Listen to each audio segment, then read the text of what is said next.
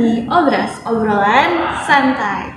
Obrolan kali ini spesial banget karena kita bakal ngobrol-ngobrol santai bareng calon Kabid dan Wakabid TC periode 2025-2026. Bersama aku Jaihan dan rekan aku Panar yang akan menemani kalian dalam sesi Obras santai kali ini. Nah, saat ini sudah berada di tengah-tengah kita paslon nomor urut 2. Untuk mana lebih dekat paslon kali ini, ada baiknya kita langsung dengerin perkenalan singkat dari paslon nomor 2. Boleh nih untuk paslon nomor urut 2 memperkenalkan diri. Oke, terima kasih atas waktu dan kesempatannya. Izinkan aku mulai dulu. Perkenalkan, aku Yera Hadiansyah dari program studi akuntansi angkatan 60 sebagai calon ketua bidang kemahasiswaan Tech Center Sekolah Vokasi IPB periode 2025, dan tentunya saya ditemani dengan wakil saya. Adapun perkenalkan, saya Muhammad Rehandika Pangaribuan sebagai calon wakil ketua bidang kemahasiswaan Tech Center Sekolah Vokasi IPB periode 2025. Dan kami dari paslon nomor urut 2. Oke, terima kasih kepada para paslon nomor urut 2 yang sudah memperkenalkan dirinya. Selanjutnya kita mulai masuk ke pertanyaannya. Untuk pertanyaan pertama nih, supaya teman-teman gak bingung nanti saat memilih, kita mau dengar visi misi dari paslon nomor urut 2. Boleh, silakan. Oke, mungkin dimulai dari visi dan misi tentunya telah kita rancang dengan beberapa pertimbangan yang telah kami pertimbangkan dengan baik.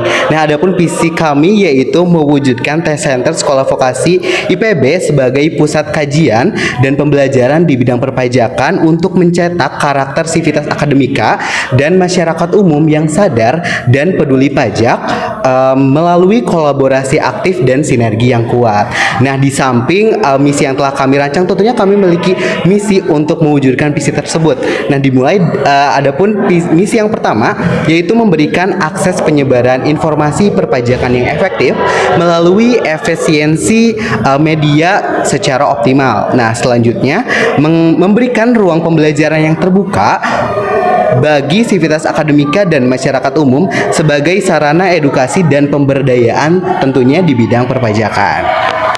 Oke, untuk misi selanjutnya yaitu menjalin sinergitas antara organisasi dengan pihak luar sebagai bentuk sikap kolaboratif yang mendukung pengembangan diri di bidang perpajakan. Nah, misi yang terakhir nih, menciptakan lingkungan organisasi yang positif dan suportif agar komunikasi yang efektif tercapai sehingga program kerja yang dilaksanakan itu efisien. Itu. Oke, jadi visi misinya udah kalian tinggal gimana kalian mengaplikasikannya ketika seandainya kalian sudah terpilih menjadi Kabid dan Wakabid. Selanjutnya aku mau nanya, apa sih motivasi kalian mencalonkan diri sebagai Kabid dan Wakabid TC? Oke, mungkin dimulai dari aku sendiri.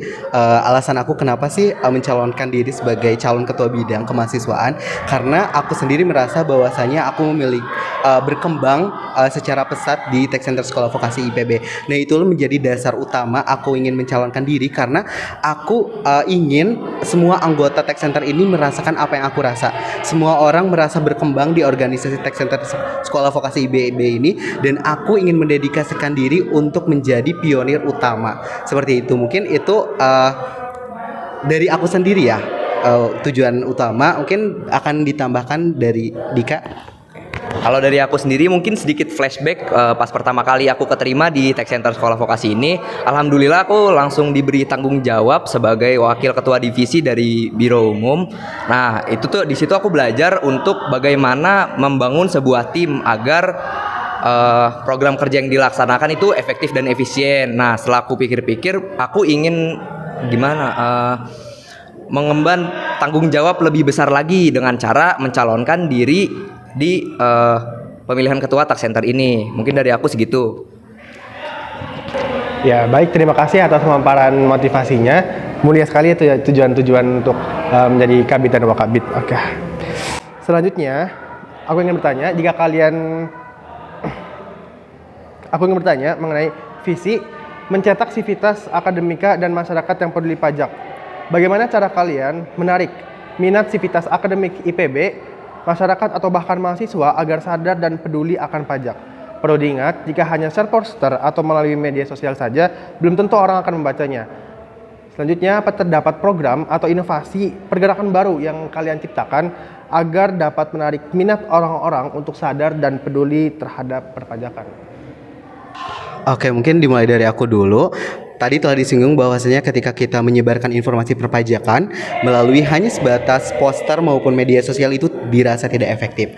Namun pemilihan media sosial ini telah menjadi alternatif utama bagi kami yang telah dituangkan pada misi kami, yaitu menyebarkan informasi perpajakan melalui efisiensi media. Nah, media sosial ini berperan penting di misi tersebut. Nah, mungkin media sosial ini dirasa kurang efektif karena mungkin ketika kita melihat informasi perpajakan di media sosial ini terasa sangat bosan, flat, mungkin hanya sebatas teks yang panjang dan kita sangat bosan untuk membacanya. Maka dari itu kita akan memberikan inovasi untuk mengemas informasi perpajakan itu mungkin dengan cara yang lebih asyik dan menarik sehingga bisa menarik orang-orang untuk tetap ingin membaca atau melihat informasi tersebut. Mungkin itu dari aku. Mungkin ada tambahan dari Dika? Ya, jujur kita lebih prioritas kepada media sosial. Apakah poster dan media sosial itu tidak menarik? Sebenarnya enggak juga. Asalkan kita bisa mengemas jadi gimana orang-orang itu tertarik dengan konten atau poster yang telah kita buat. Dan mungkin kedepannya kita ada ngadain kayak mini quiz kecil-kecilan gitu ya, untuk ya mengasah pendidikan masyarakat luas tentang perpajakan yang telah kita berikan gitu. Media sosial ini salah satu media yang paling mudah dijangkau oleh semua orang. Betul sekali, gitu ya. betul. Oke, kalau selanjutnya ini pertanyaannya mengenai visi pusat kajian dan pembelajaran pajak. Bagaimana strategi kalian untuk memastikan bahwa Tech Center SPIPB dapat menjadi pusat kajian dan pembelajaran yang diakui di lingkungan akademik dan masyarakat umum? Oke, mungkin dari aku sendiri, bagaimana sih Tech Center ini diakui ya? Diakui menjadi pusat kajian dan pembelajaran. Tentunya hal-hal yang ketika kita ingin diakui, terutama eksistensi dari organisasi, itu dimulai dari branding organisasi tersebut. Nah, mungkin karena tadi telah disinggung bagaimana sih branding diakui menjadi pusat pembelajaran pajak. Mungkin ketika kita singgung nama Tech Center sendiri ini sudah mewakili entitas Tech Center tersebut, yang mana organisasi ini bergerak di bidang perpajakan. Nah, mungkin kita bisa siasati ini dengan mengemas program-program yang telah kita rancang ini menjadi lebih akurat ketika kita ingin menyebarkan informasi perpajakan itu secara up to date dan tidak hanya semerta-merta untuk sosialisasi saja. Jadi ada output yang akan dirasakan masyarakat luas sehingga Tech Center ini diakui secara kredibilitas dan eksistensinya oleh masyarakat umum maupun sivitas akademik di IPB, seperti itu. Mungkin ada tambahan? Dari aku tambahan sedikit aja, bener sih kalau mau diakui yang paling penting tuh branding harus positif. Kalau brandingnya positif, mungkin pertama dari lingkungan sekolah vokasi IPB sudah mengakui si Tech Center itu sendiri sebagai pusat informasi kajian perpajakan dan perlahan-lahan merambat ke lingkungan luar, masyarakat luar gitu. Oke, kayaknya emang benar banget ya, branding menjadi kunci gitu. Aku ingin nanya selanjutnya, sebelum lanjut memaparkan visi dan misinya, sebelumnya ada yang aku ingin tanya. Jika kalian terpilih, apa yang akan menjadi prioritas utama kalian dalam masa jabatan ini dan bagaimana cara kalian dalam memulai proses implementasinya? Oke, mungkin apa sih hal yang akan menjadi prioritas utama ketika kami terpilih menjadi ketua bidang dan wakil ketua bidang? Tentunya implementasi visi dan misi yang telah kita rancang. Nah, bagaimana proses pertama implementasi tersebut, yaitu mungkin kita bisa memulai dengan gathering mini maupun rapat koordinasi dengan para ketua divisi dan wakil divisi untuk menyatukan pemikiran isi kepala mengenai visi misi yang tentunya harus kita jalankan ke depannya, karena visi dan misi yang kita rancang ini sudah sesuai dengan pertimbangan yang telah kita pikirkan matang-matang, apakah bisa dilaksanakan atau tidak. Mungkin itu prioritas utama yang akan kita jalankan pertama kali ya ketika terpilih menjadi Kabid dan Wakabid Tech Center, seperti itu. Ya, dan ada prioritas juga, jangan lupa internalisasi antar anggota Tech Center itu sendiri, karena semua itu dimulai dari dalam ya, dari internal. Jadi mungkin bisa lebih sinergi antar anggota, lebih bonding antar anggota itu lebih ditingkatkan lagi supaya program kerja dan visi misi yang kami berikan itu bisa terjalan dengan lancar. Seperti itu. Ya, benar banget. Jadi internal itu yang paling penting dan harus menyatukan visi misi dulu nih semua anggota TC gitu ya. Oke. Selanjutnya aku mau nanya, apa yang membedakan kalian dengan paslon lain dalam kemampuan memimpin dan menciptakan perubahan positif bagi Tech Center? Oke, mungkin pertanyaannya apa yang membedakan kami dengan paslon lain melihat dari sisi kepemimpinan dan visioner tech center ini ke depannya. Oke, mungkin kalau dari aku sendiri kebetulan aku udah terbiasa memimpin organisasi ini dimulai dari mungkin jenjang menengah pertama saya sudah sering diamanatkan untuk menjadi pimpinan di sebuah organisasi dan hal tersebut yang menjadi dorongan dan motivasi saya untuk melanjutkan passion saya di bidang tersebut.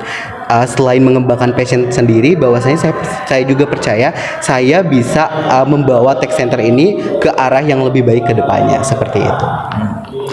Kalau dari aku sendiri mungkin pengalamannya pas di kuliah aja beberapa kali alhamdulillah diamanatkan menjadi ketua divisi atau wakil ketua divisi dalam sebuah proker. Nah di situ jadi aku dapat pembelajaran gimana sih cara kita buat membangun sebuah tim tadi dengan efektif dan efisien. Jadi program kerja bisa dilaksanakan secara lancar. Nah mungkin dari kami juga mengerti bagaimana caranya untuk istilahnya merangkul anggota dalam tech center. Jadi kan kalau tadi balik lagi ke internalisasi, kalau internalisasi sudah bagus maka kedepannya akan lebih bagus lagi. Mungkin seperti itu kalau dari kami. Oke. Untuk selanjutnya bisa dipaparkan mengenai misi kedua, yaitu ruang pembelajaran terbuka untuk sivitas akademika dan masyarakat umum. Seperti apa sih konsep ruang pembelajaran terbuka yang akan kalian terapkan? Apakah berarti kegiatan-kegiatan seperti seminar atau diskusi publik yang kalian maksudkan? Oke, ini kita spill dikit-dikit aja kali ya. Mungkin seperti kelas pajak akan dilanjutkan, tetapi jangkauannya akan lebih luas. Mungkin rencananya daerah sekolah vokasi terlebih dahulu gitu. Dan seminar nasional juga akan dilakukan dengan jangkauan nasional gitu. Mungkin dari Ira ada tambahan?